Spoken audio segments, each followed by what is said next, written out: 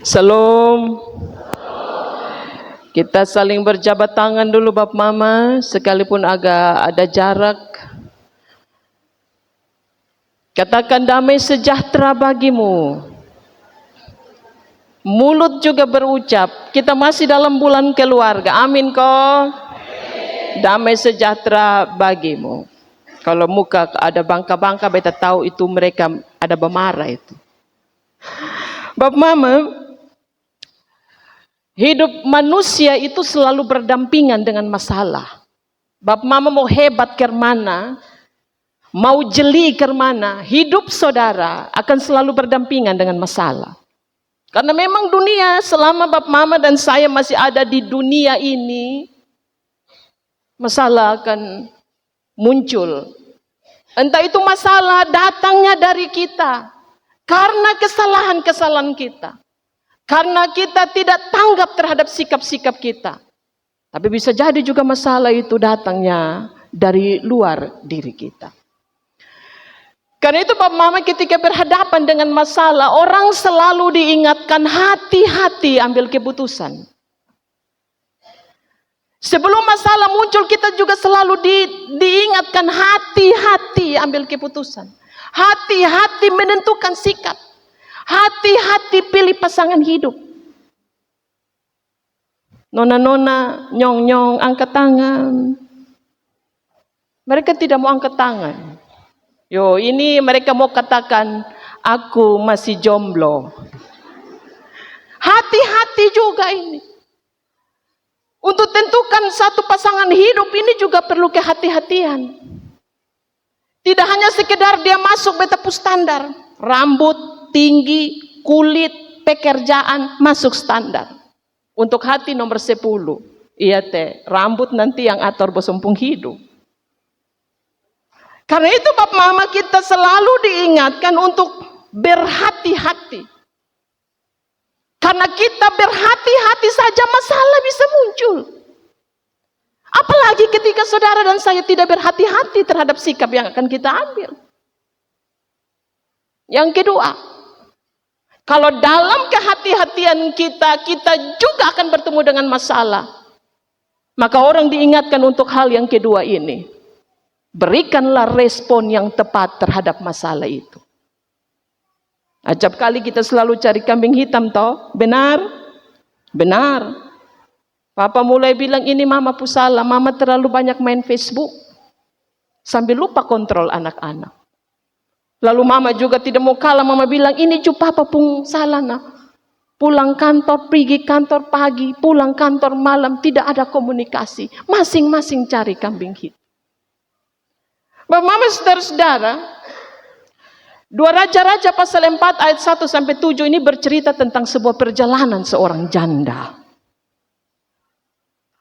Seorang janda yang memiliki 2 orang anak. Dalam tradisi kuno orang Israel, janda tidak dapat tempat. Perempuan saja tidak dapat tempat. Apalagi status menjadi seorang janda. Apalagi dia berdiri menjadi seorang janda tanpa melahirkan anak-anak. Dia sama sekali tidak diberikan tempat. Karena itu Bapak Mama dalam cerita ini mau menceritakan kepada kita keluhan seorang janda. Saya geser sedikit Bapak Mama. Di kitab-kitab Musa, janda tidak dapat tempat. Janda itu adalah kaum yang rentan. Karena itu dalam kitab-kitab Musa menuliskan bagaimana Tuhan berpihak kepada para janda. Bagaimana keberpihakan Tuhan terhadap para janda dan juga anak yatim. Kalau dalam tradisi orang Israel habis panen, Bapak Mama, di ladang, ketika menuai telah tiba, maka para janda itu bisa mengambil sisa-sisa dari hasil panen di ladang. Jadi sekalipun dia pun tuan tanah ada di situ, itu dia punya hak ambil. Engkau tidak bisa marah dengan mereka.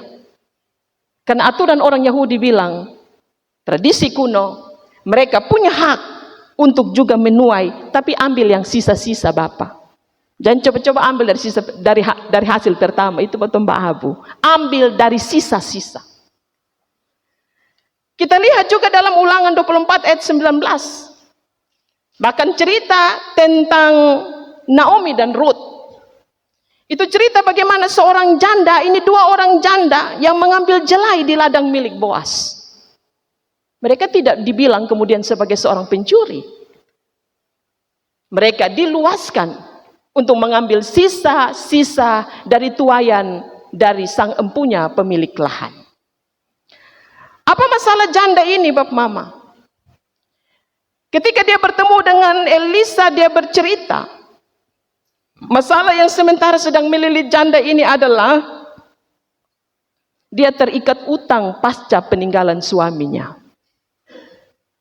Tidak diceritakan kepada saudara dan saya. Ini utang nih dari siapa Masa? Masa dia punya suami kah? Suaminya yang berutang atas nama dia? Ataukah utang ini baru kemudian terjadi ketika sang janda dengan dua orang anaknya tidak lagi bisa menjamin hidupnya? Narasi ini tidak bercerita kepada kita. Tapi narasi ini mau bilang kepada saudara dan saya, yang pertama, janda ini punya utang. Tidak disebutkan jumlah utang piutangnya kepada sang pemilik laba. Yang kedua, dia menyadari bahwa ketika waktu jatuh temponya habis, dia sadar benar bahwa ancaman yang akan benar-benar dilakukan oleh sang empunya uang di mana sang janda ini meminjamnya adalah jaminannya dia pun anak. Dalam tradisi Israel, Bapak Mama, kalau ada orang dia meminjamkan uang, atau orang yang berada pada pihak kedua, dia meminjamkan dan dia berada pada pihak meminjam uang, maka dua jaminan. Yang pertama, jaminan yang pertama adalah semua harta bergerak akan diambil ketika masa tempo habis dan yang punya utang tidak bisa melunasinya. Lahan kau, lembu, domba, semua barang-barang berharga akan diambil. Yang kedua, kalau yang bersangkutan sudah tidak lagi punya lahan, sudah tidak lagi punya kambing, sudah tidak lagi punya domba, alias barang-barang berharga, maka anak-anak menjadi jaminannya. Tapi bukan manusia dalam arti Bapak Mama yang sudah tidak produktif. Mereka tidak mau ambil. Karena orang-orang yang akan diambil ketika utang tidak dapat dilunasi adalah orang-orang yang akan dipekerjakan. Mereka disebut sebagai budak. Dan budak tidak ada orang yang tidak produktif.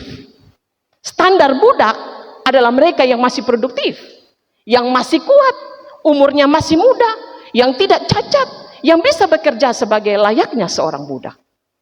Karena itu dalam kesadaran, ini janda ini sadar, ini bukan masalah kecil.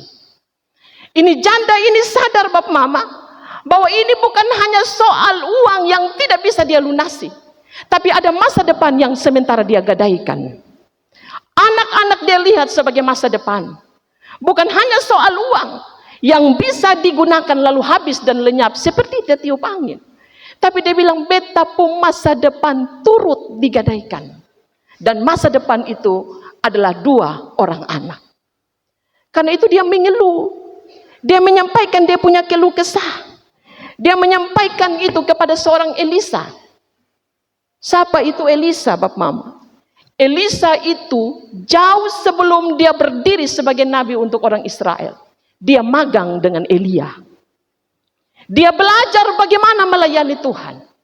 Dia belajar bagaimana menumbuhkan kepekaan telinga dan hatinya untuk mendengar suara Tuhan. Dia belajar banyak dari Elia. Karena itu ketika Elia terangkat ke sorga, Allah menyiapkan Elisa dengan begitu luar biasa. Dan sepeninggalnya Elia, Elisa melanjutkan tugasnya di tengah-tengah orang Israel. Tercatat Bapak Mama, Elisa berdiri menjadi seorang nabi itu 60 tahun. Dalam masa pemerintahan Raja Yoram, Raja Yeru, Raja Yoahas, dan Raja Yoas. Ada 4 orang raja selama 60 tahun. Kalau begitu saya mau bilang, 60 tahun ini buat cukup Elisa menjadi terkenal. 60 tahun itu masa yang tidak sempit, belum tambah dari masa magang dengan Elia. Gitu. Berarti kalau kita mau bilang dari narasi ini, bahkan narasi sebelumnya, Elisa sudah jauh terkenal, sekalipun dia masih menjadi orang yang harus belajar banyak dari seorang Elia.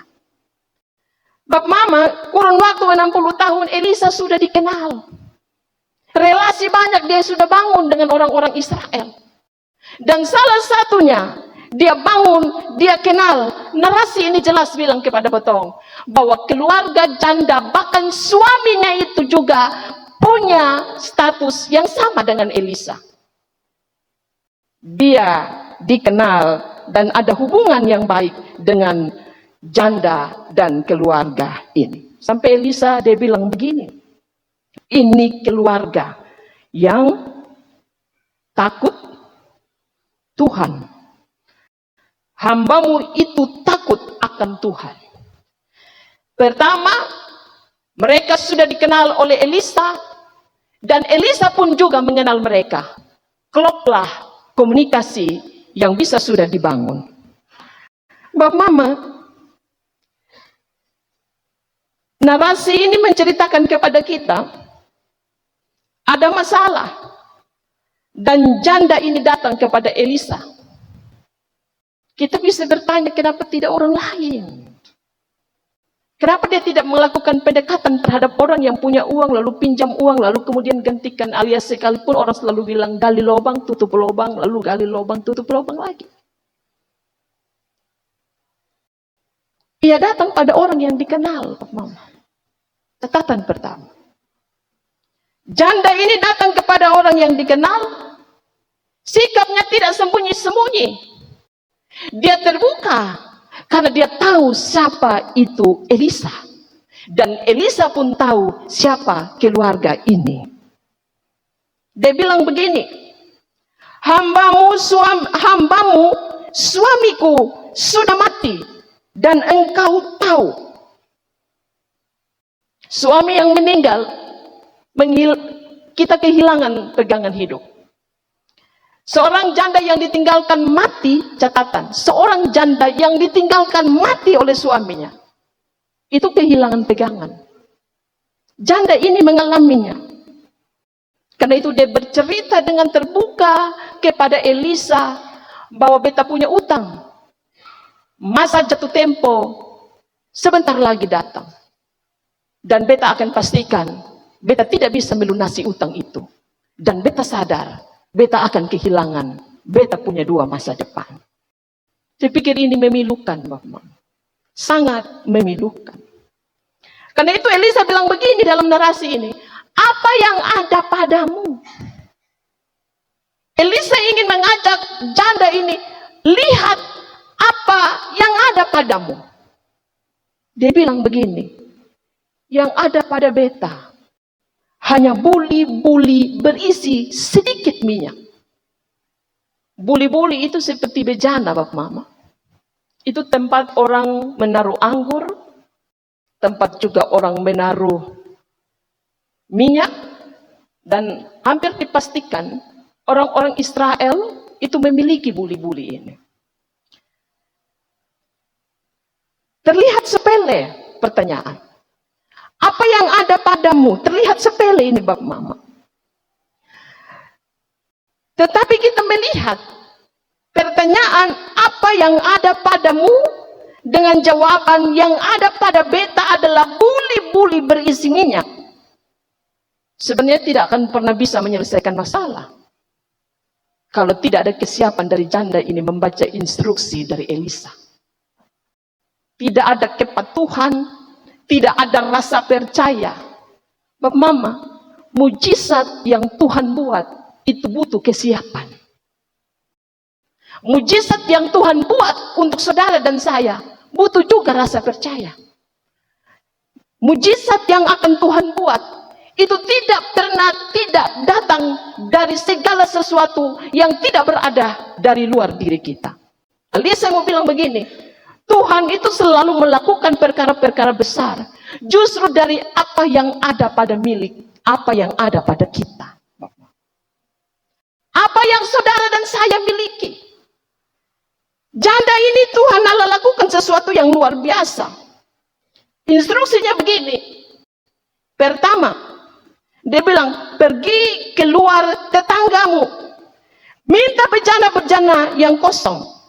Dia bilang, ada catatannya. Jangan terlalu sedikit. Kalau begitu dia bilang, mintalah sebanyak mungkin kepada para tetangga yang juga dipastikan punya relasi dengan janda ini. Instruksi yang kedua dia bilang apa? Yang kedua dia bilang gini, masuklah ke rumah bersama dengan 2 anakmu dan tutuplah pintu. Yang ketiga, dia bilang, tuang minyak itu ke dalam bejana-bejana yang ada sampai penuh. Tidak diinformasikan kepada saudara dan saya berapa jumlah bejana yang didapatkan oleh janda ini berdasarkan relasi yang baik bersama-sama dengan para tetangga. Tetapi poinnya ada di sini, Bapak Mama. Ini janda ini dia dengar baik. Dia simak dengan sempurna. Sehingga langkah-langkah instruksi itu dia lakukan tanpa meminta penjelasan lanjut kepada Elisa. Apa yang terjadi, Bapak Mama? Masalah dapat diatasi tanpa masalah. Masalah dapat diselesaikan tanpa masalah.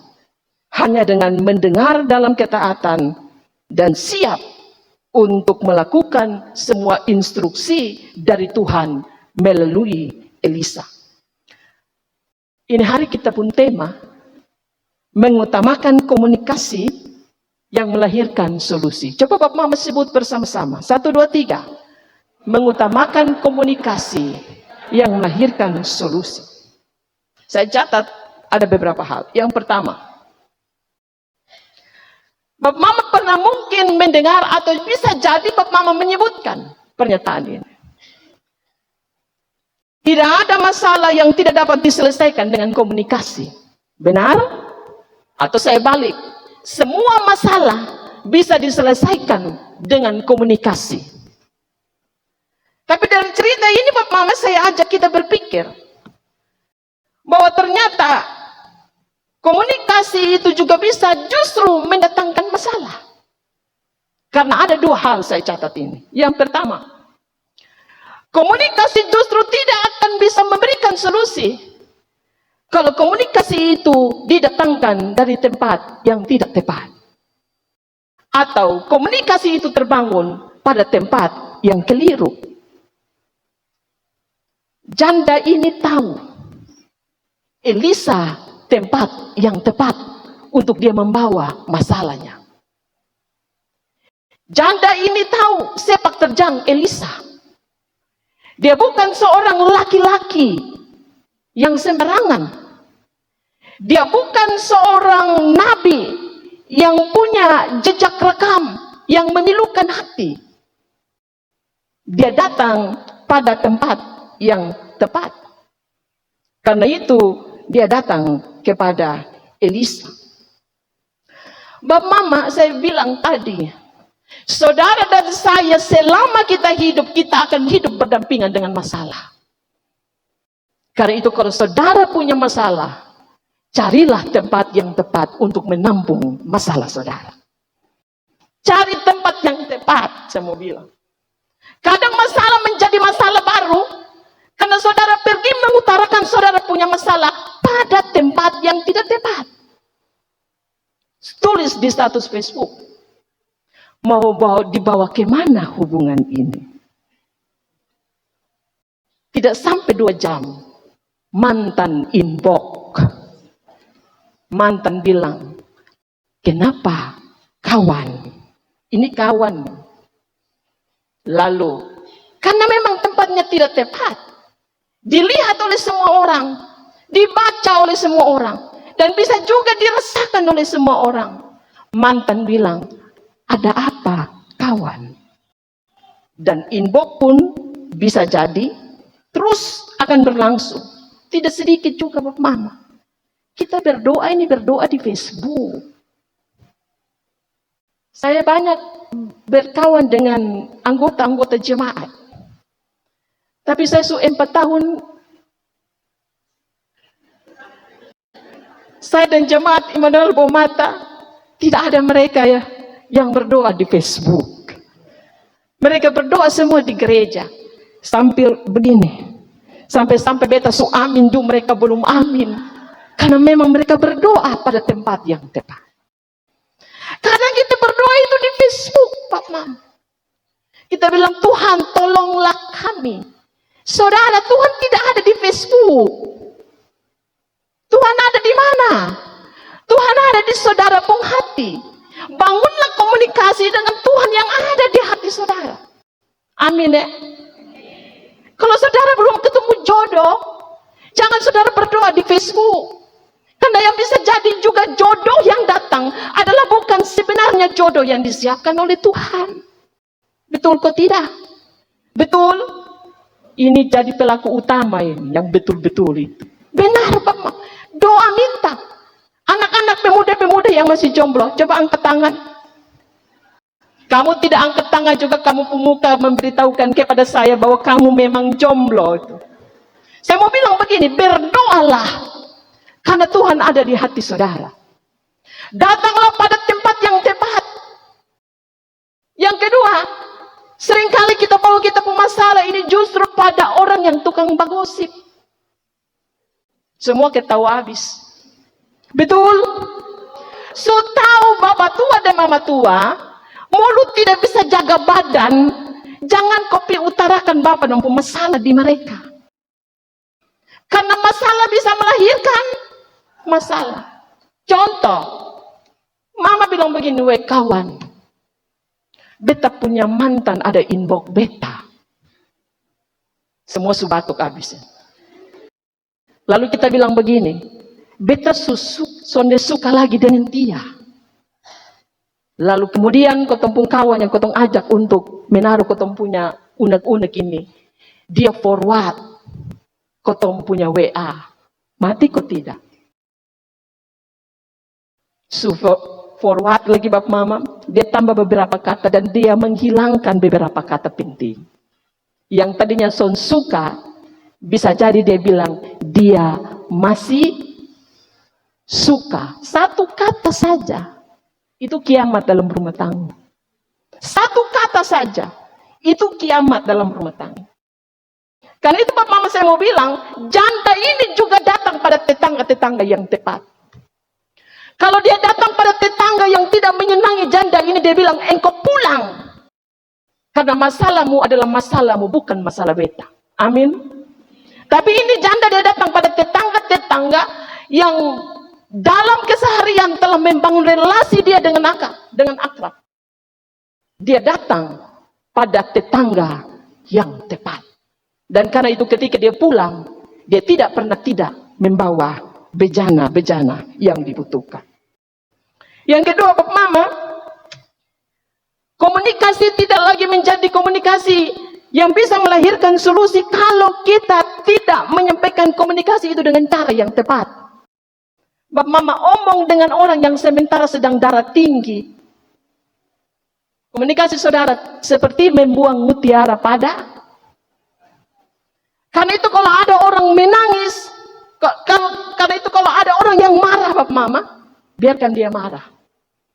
Tidak usah Bapak Mama mau sampaikan pernyataan, jangan marah, begini, begitu, jangan begini, tidak perlu. Kalau mau ya, hanya pukul dia dada begini. Tepuk dada. Tidak perlu saudara mengeluarkan pernyataan. Karena pernyataan saudara tidak akan pernah didengar. Yang kedua, Bapak Mama saya mau bilang begini, ada banyak masalah-masalah suami istri itu terjadi, karena terkadang juga istri justru satu. Istri tidak tahu cara seperti apa untuk dia berkomunikasi dengan dia suami. Penelitian membuktikan, istri-istri biasanya begini, suami dia pulang kerja, dia pulang dari sawah, dia belum letakkan dia punya mesin untuk pompa itu, tangki itu yang ada di pembelakang, bapak tua belum taruh. Mama tua saya bilang, "Pi mana sah?" Jam begini baru pulang. Ini bapak tua belum taruh ini tangki. Bapak tua belum standar itu motor. Lu baru pulang jam begini. Lu dari mana ini? Apalagi mama dong toh. Kalau semuka kepo, itu berat bapak mama. Penelitian membuktikan bapak mama. Laki-laki, dia membutuhkan 7 menit jauh lebih kurang. Untuk kembali fokus. Dia sementara sedang ada di mana. Papa dong belum fokus. Dia masih sementara setel ini dia punya otak. Beta ada di rumah. Beta sementara sedang melihat beta punya istri yang cantik, jelita, cetar, membahana badai ini.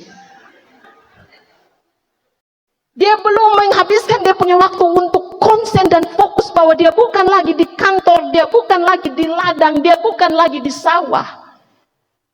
Dia punya istri bapak mama, laki-laki itu butuh 7 menit, mama. 7 menit. Karena itu bapak dong kalau belum letakkan tangki, belum standar motor, mama jangan coba-coba khotbah. Karena dia punya otak masih setel. Di manakah sementara dia berada? Dia butuh 7 menit. Karena itu mama jangan cepat-cepat membangun komunikasi sebelum 7 menit. Karena komunikasi yang dibangun sebelum 7 menit, biasanya mama akan merasa begini. Ini bab tua dia ada makan apa? Dia macam ke lain. Beta omong dan dia sonde respon apa-apa. Bukan karena papa sonde sayang mama lagi. Mama itu tetap di bapak pun hati. Sampai mati. Benar-benar kok bapak-bapak? Bapak benar kok tidak? Bapak Musa. Mam Tosan ada di sini ya? Oh ada. Mam Tua pun senyuman beta tahu itu senyuman apa itu. 7 menit kata penelitian. Biarkan bapak itu dia terkonek dulu. Karena begini bapak mama. Susunan otak laki-laki dan perempuan itu berbeda. Laki-laki itu dia memerlukan waktu untuk fokus. Tapi perempuan tidak memerlukan waktu lama untuk fokus. Karena itu kenapa banyak keributan terjadi antara pasangan suami istri. Karena mama merasa bapak terlalu lamban dalam bekerja. Benar? Bapak itu kalau dia hanya tumis sayur, ingat. Dia potong sayur, dia tumis sayur. Dia tidak bisa kerja yang lain. Mau mati-mati di situ. Dia hanya tumis sayur saja. Sekalipun mama kasih waktu, kasih tugas, bapak ingat ya. Habis tumis sayur, tacu dong, cuci semua yang kupas bawang, habis dia kulit-kulit dong buang di sampah. Coba bapak dong kalau pergi dapur itu apa yang terjadi? Bapak dong menyaut. Bapak dong kalau masak itu dapur itu seperti kapal pica. Karena memang bapak tidak bisa fokus. Apalagi dia bekerja dalam waktu bersamaan dalam tempat yang sama itu 4-5 pekerjaan tidak. Tapi kalau mama perhatikan, mama dong. Mama itu kalau dia tumis sayur, bisa juga dia sambil gendong anak. Bisa juga sambil gendong anak, sambil juga dia setrika pakaian. Bahkan hebatnya mama, sambil goreng ikan, dia bisa balas orang pun status. Bapak mau lapar di situ, dia bilang lu mati-mati. Goreng ikan gendong anak, baca orang pun status. Kalau bapak cukup perhatikan, dia kalau baca WA di handphone, dia hanya muku satu. Betul tidak bapak-bapak? Dia hanya fokus di sini sah. Dia akan baca terus. Kalau mama baca ini asli begini, asli begini. Harus begini dia pergi belakang lain. Itu hebatnya mama-mama. Karena itu komunikasi terkadang tidak dapat dibangun. Karena saudara dan saya tidak banyak belajar. Kita tidak belajar memahami susunan otak laki-laki. Kita mau laki-laki harus sama dengan perempuan. Kita mau harus perempuan itu jatuh sama dengan laki-laki. Padahal tidak.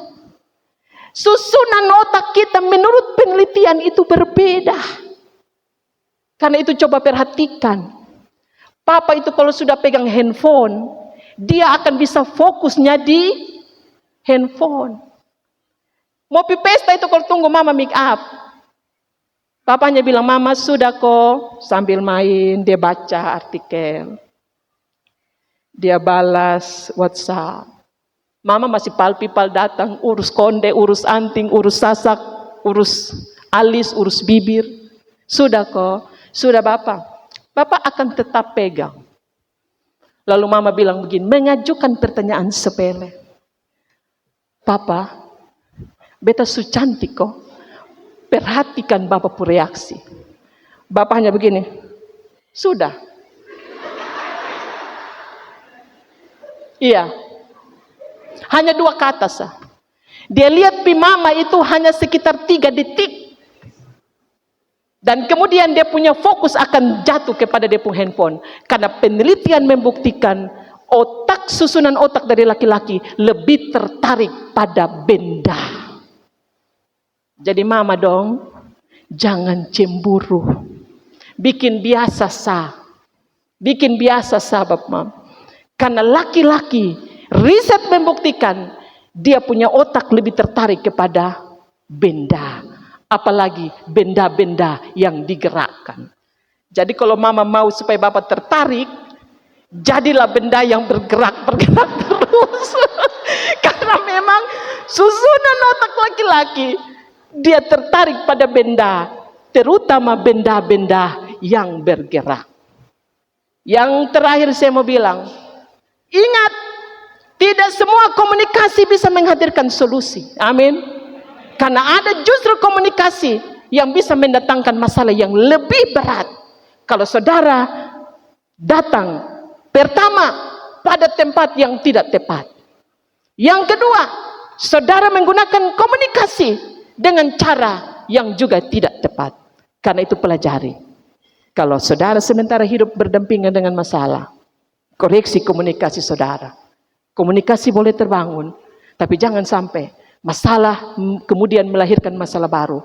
Karena ada cara dan tempat yang keliru yang kita pakai, yang kita kira juga dapat menyelesaikan masalah-masalah saudara. Amin.